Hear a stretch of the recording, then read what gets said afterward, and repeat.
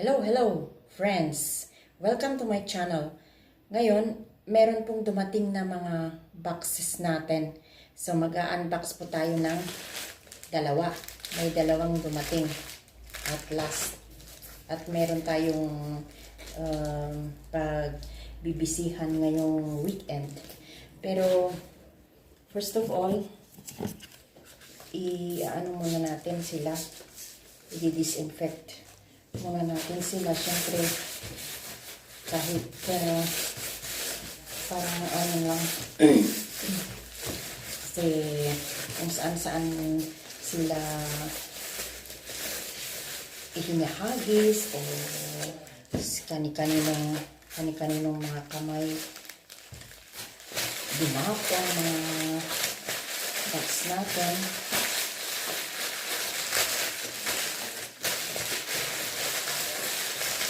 So, uunahin natin ito bag na ito kung kaninang order ang pattern na ito. Okay. So, ito siya. Ano kaya nga pattern na ito? Hindi natin. So, meron siyang inventory paper. Wow. Yung ano, meron siyang ganito rin.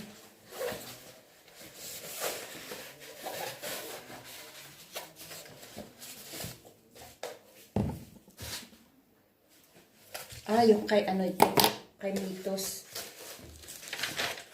Bala ito yung pattern na ito. Yung order ni Mitos. Okay. So, kompleto naman siya. Meron siyang yung mga diamonds natin. At syempre, yung mga kagamitan natin. What about this one? Ano naman kaya ito? Anong design? Nauna pa yung one. May pit-pit siya. So, diamond painting. At least may ano siya, may box siya. Tignan natin. Ay, nako. Tignan nyo. Na-yupi. Mayupi. Na-yupi yung canvas natin. Buti na lang sa gilid. Tignan nyo. Kahit na may ano siya, may box siya, may karton siya.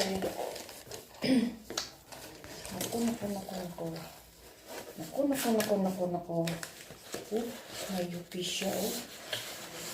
Ayan. Yupi ang mga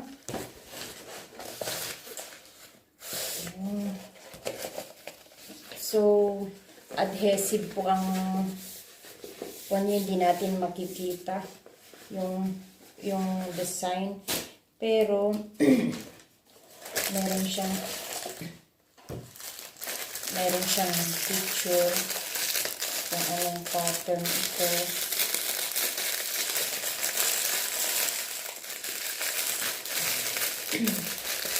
Kompleto naman yung mga pinadalang gamit. Siyempre, may mga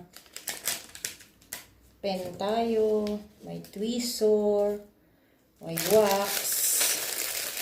Siyempre, yung mga diamonds natin.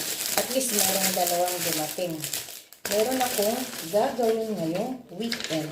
Ito yun na-unbox na natin. Yung kanina na may lukot-lukot dito sa gilid, yung parang na-crumple siya, wala na, naayos ko na plancha ko na. Bale, ang design na dumating ay ito siya. yung rabbit and mouse.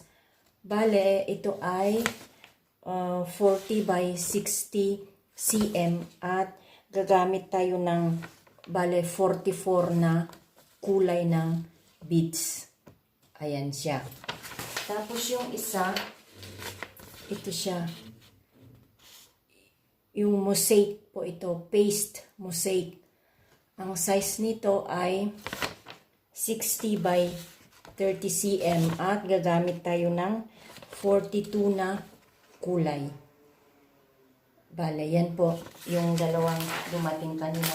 Kompleto rin yung mga beads natin.